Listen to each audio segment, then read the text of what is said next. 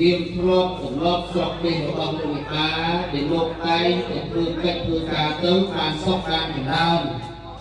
ដល់កូនដល់ចៅប្រុសស្រីរបស់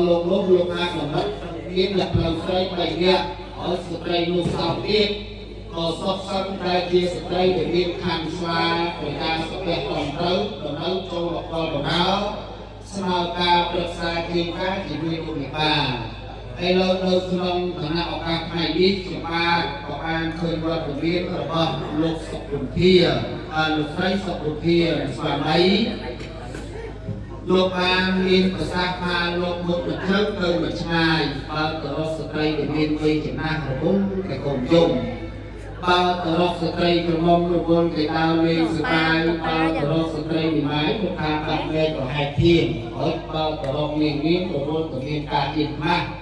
បើកងអរលោកយាងលោកតាចាស់ទៅវិញក៏លោកបានអូនថែប្រែប្រសាសន៍ថាលោកពិបាកចុះពិបាកឡើងអាស្រ័យហេតុដូច្នេះហើយលោកក៏បានខំករកពំនឹងច្បាប់មានថាអាចារ្យមង្គលមានសុនដើម្បីចូលរួមមកដល់បំរើស្នើការប្រឹក្សាជាការជាមួយលោកតាហើយលោកពិបាកលោកអភិហានបានតែលោកកំប្រាំសូមគេមានសាមលោក